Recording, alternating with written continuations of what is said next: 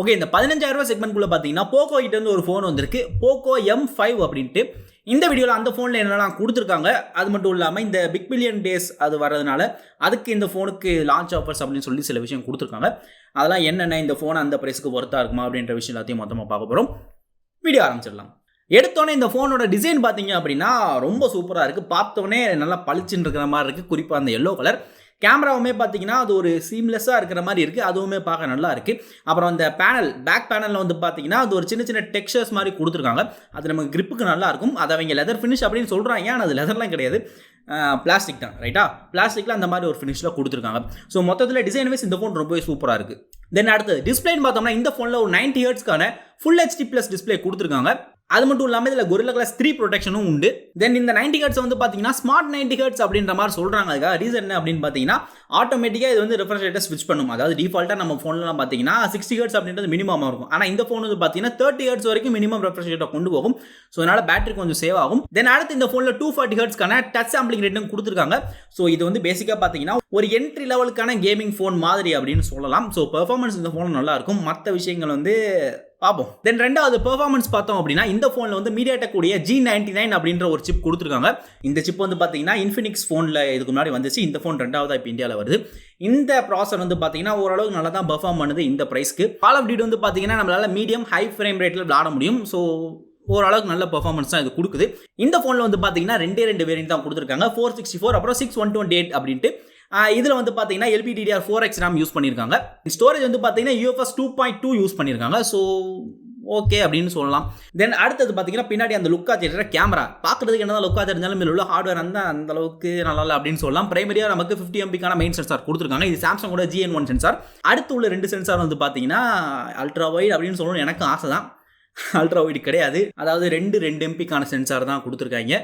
Literally அது useless தான். என்னை கேட்டிங்க அப்படின்னா அந்த 2 சென்சார் தூக்கிட்டு கர்மம் ஒரே ஒரு கேமரா தாண்டா, ஒரு 1000 ரூபாய் கம்மி பண்ணி கொடுக்குறோம் அப்படின்ற மாதிரி கொடுத்துருந்தாலும் நல்லா இருந்திருக்கும். இந்த அடுத்து பேட்டரி அப்படின்னு பார்த்தோம்னா இந்த ஃபோனில் நமக்கு 5000 mAh பேட்டரி கொடுக்குறாங்க.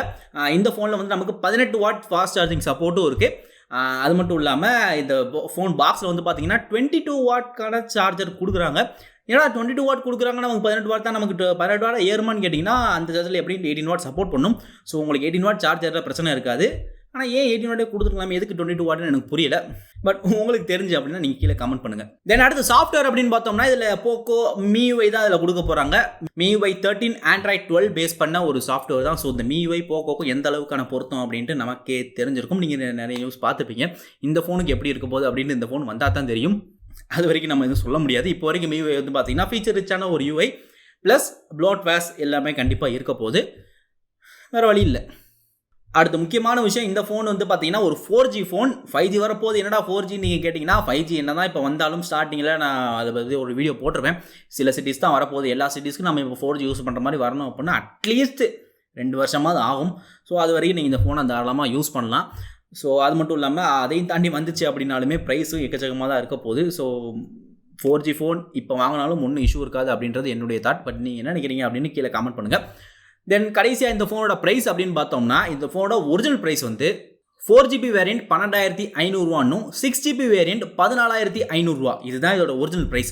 ஆனால் இந்த ஃப்ளிப்கார்ட்டுடைய பிக் பில்லியன் டே சேல் இந்த 13ஆம் தேதி ஆரம்பிக்குது அப்படின்ட்டு இதில் போட்டிருக்காங்க. ஆனால் அவங்க என்ன இப்போ வரைக்கும் போடல. பட் ஓகே, 13ஆம் தேதி நீங்கள் இதை வாங்கினீங்க அப்படின்னா இந்த ஃபோனோட ஸ்டார்டிங் வேரியண்ட் உங்களுக்கு 11,000 ரூபான்னு கிடைக்கும். தென் 6GB வேரியண்ட் வந்து பார்த்தீங்கன்னா உங்களுக்கு 13,000 ரூபான்னு கிடைக்கும். கிட்டத்தட்ட 1,500 ரூபா கிட்ட மைனஸ் ஆகி கிடைக்கும் உங்களுக்கு. ஸோ என்ன கேட்டிங்கன்னா நீங்கள் அப்படி வாங்கணுமான்னா வாங்கலாம். பட் என்னதான் இருந்தாலும் புதுசாக வந்திருக்க ஒரு ஃபோன் ப்ளஸ் MIUI இருக்கிறதுனால நீங்கள் கொஞ்சம் யோசிச்சு வாங்குறது நல்லது அப்படின்றது என்னுடைய தாட். ஸோ இதுதான் இந்த ஃபோனை பற்றி என்னுடைய கருத்து. நீங்கள் இதை பற்றி என்ன நினைக்கிறீங்க அப்படின்னு கீழே கமெண்ட் பண்ணுங்கள். இந்த வீடியோ உங்களுக்கு பிடிச்சிருந்துச்சு அப்படின்னா லைக் போட்டு விடுங்க. இதே மாதிரி இன்னொரு சூப்பரான வீடியோவில் கூடிய சீக்கிரம் வந்து மீட் பண்ணுறேன். Until then, this is RV from Mediatek Tamil signing off.